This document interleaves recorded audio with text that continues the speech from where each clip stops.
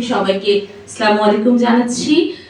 আজকে বিআইপিডি আয়োজিত এই অসাধারণ বিতর্ক প্রতিযোগিতার সমাপনী অনুষ্ঠান এবং আমাদেরকে এত সুন্দর আয়োজন করার জন্য প্রথমেই সংশ্লিষ্ট সবাইকে অসংখ্য ধন্যবাদ জানাচ্ছি এবং এই সঙ্গে সংশ্লিষ্ট যারা পৃষ্ঠপোষক ছিলেন সবাইকে ধন্যবাদ জানাচ্ছি। আর এখানে কায়কোবাদ স্যার আসলে অনেক ভালো হতো। স্যারের সাথে আমার পূর্ব পরিচিত, স্যারকে আমি অনেক জায়গায় পেয়েছি, আমি বিভিন্ন অলিম্পিয়াডে স্যারকে পেয়েছি, আমি বার্ডস কুইজ কার্নিভাল ওখানে আমি সারা বাংলাদেশের মধ্যে চ্যাম্পিয়ন ছিলাম, ওখানে স্যারকে পেয়েছি। সো কায়কোবাদ স্যার আসলে অনেক ভালো হতো, স্যারের সাথে আরেকবার দেখা হয়ে যেত আমার।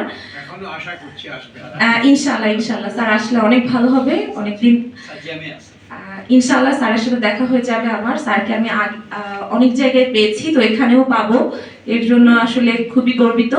আর তারপরে স্যার যেটা বললেন যে আজকে বিগত বছরগুলোতে বীমা নিয়ে রচনা প্রতিযোগিতার আয়োজন করা হতো এবং আমি নিজে ওটাতে পার্টিসিপেট করেছি এবং ওখান থেকে আলহামদুলিল্লাহ পুরস্কার পেয়েছি।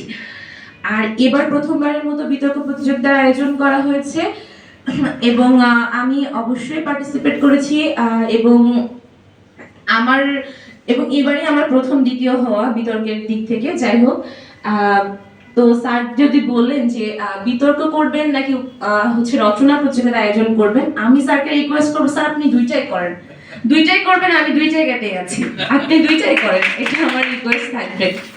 আর হচ্ছে Nitol insurance plus MetLife, national life ইন্স্যুরেন্সের যারা আছেন আপনাদের অসংখ্য ধন্যবাদ। আপনাদেরকে পৃষ্ঠপোষকতার জন্য হয়তো এত সুন্দর একটা প্রোগ্রাম সফল হয়েছে, এর জন্য অসংখ্য ধন্যবাদ।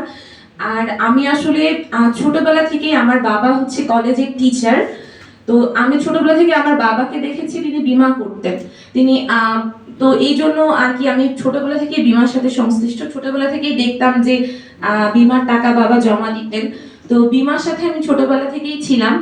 তো বীমার দুই ধরনের অভিজ্ঞতা আমার জীবনে ঘটেছে, তিক্ত অভিজ্ঞতাও ঘটেছে, ভালো অভিজ্ঞতাও ঘটেছে এবং আমার বাবা মোটামুটি অনেকগুলো বীমার সাথে সংশ্লিষ্ট ছিলেন।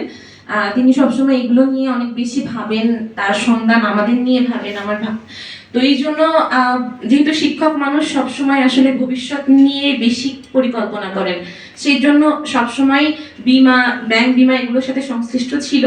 তো আমার জীবনে একদম বাস্তব অভিজ্ঞতা, তিক্ততা মধুর দুটোই আমি পেয়েছি।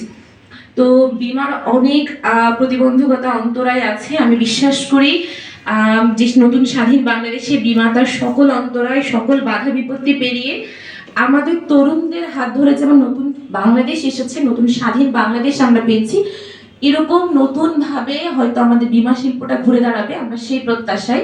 এবং বীমা শিল্পের এখনো অনেক প্রতিবন্ধকতা আছে। তো আমি আপনাদের কাছে অনুরোধ করব, আমাদের যারা তরুণ প্রজন্ম আছে, তরুণ প্রজন্ম চাইলে অনেক কিছু সম্ভব, আমি বিশ্বাস করি তরুণ প্রজন্ম সব অসাধ্যকে সাধন করতে পারে, সবকিছু করতে পারে। তো তরুণ প্রজন্মের হাত ধরে বীমা শিল্প এগিয়ে যাক।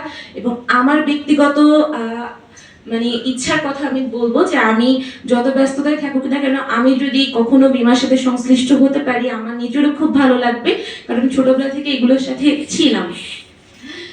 তো এই জন্য যদি কখনো কোনো কিছুতে মনে করেন যে তরুণ প্রজন্মের অন্তর্ভুক্তি দরকার, অবশ্যই আমাকে ডাকবেন, আমি অবশ্যই বীমা সংশ্লিষ্ট যে কোনো কাজে নিজেকে নিয়োজিত করতে পারলে নিজেকে গর্ববোধ করবো ইনশাআল্লাহ। আর এই আয়োজনের সাথে যারা ছিলেন অক্লান্ত পরিশ্রম, সবাইকে অনেক অনেক ধন্যবাদ জানাচ্ছি। আর এরকম প্রতি বছর এই আয়োজন অব্যাহত থাকুক, এর জন্য আমি পৃষ্ঠপোষক সহ সবাইকে অনুরোধ জানাচ্ছি।